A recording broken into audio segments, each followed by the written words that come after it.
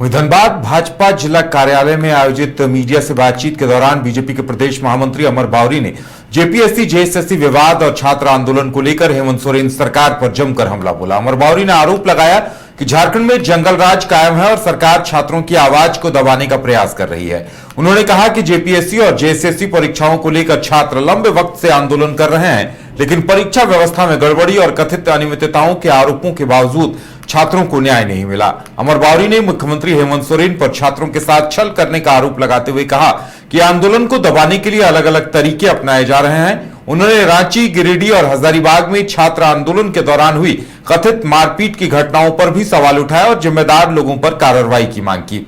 Media से बातचीत के दौरान उन्होंने कांग्रेस नेता राहुल गांधी पर भी निशाना साधा और कांग्रेस पर छात्रों को गुमराह करने का आरोप लगाया। बीसीसीएल सीएमडी से जुड़े मामले का जिक्र करते हुए उन्होंने सीबीआई जांच को लेकर भी सरकार पर सवाल खड़े किए। अमर बावरी ने कहा कि बीजेपी इन मुद्दों को जनता के बीच लेकर जाएगी और सरकार की नीतियों के खिलाफ जागरूकता अभियान चलाएगी।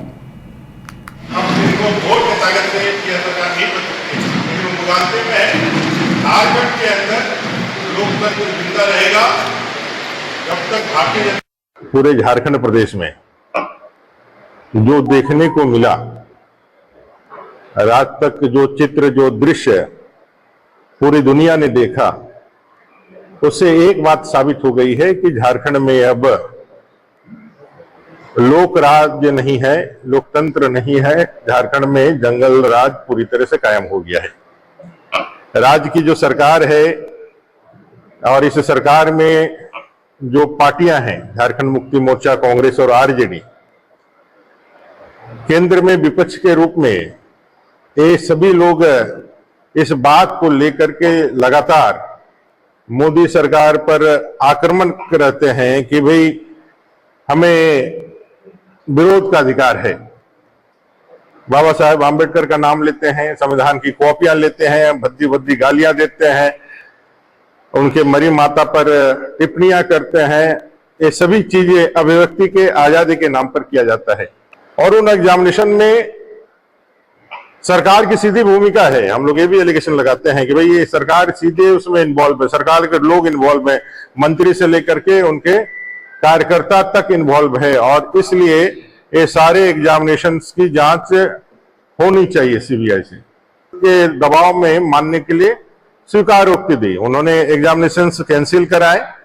उन्होंने कहा कि भाई हम इसकी जांच सीआईडी से अच्छी तरीके से कराएंगे, 90 दिन के अंदर हम लोग कराएंगे, फास्ट ट्रैक कोर्ट की घोषणाएं होंगी, रिफॉर्म की जो बातें थी वो बातें भी कही। उसके बाद दबाव जब पूरे दुनिया देश का बना, तब जाकर के कांग्रेस के राहुल गांधी का एक लव लेटर आया और हेमंत जी ने एक अच्छा षड्यंत्र रचा, बोले वाले छात्रों को फंसा करके उनके आंदोलन को खत्म करवाया कि भाई हम लोगों ने आपकी सारी मांगे मान ली है और पीछे से कोर्ट में जाकर के उन्होंने अपने आप को पूरी तरह से साइलेंट रखा। एक तरह से एक कुटिल चाल में, जो एक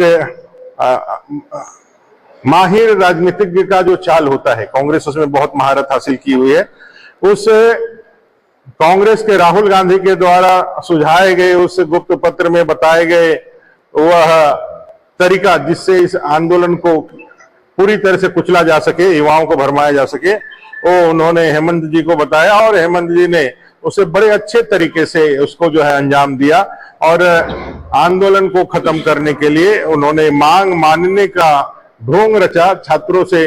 उसके लिए अपने लिए एप्रिसिएशन के वर्ड और अपने लिए वो शाबाशी बटोरी और 2 दिन के अंदर ही, जैसे ही इस आंदोलन को छात्रों ने सफल मान करके वहां से हटने का काम किया जयपाल सिंह मुंडा स्टेडियम से, 2 दिन के अंदर ही कोर्ट के माध्यम से इन लोगों ने सारी चीजों को फिर से बहाल करवा दिया और छात्रों को धोखा दे दिया। छल के आंदोलन में जिस तरह से मुख्यमंत्री जी घबरा करके हेमंत जी कांग्रेस के इशारे पर, जेएमएम के गुंडों ने, वो कार्यकर्ता कम गुंडे ज्यादा हैं और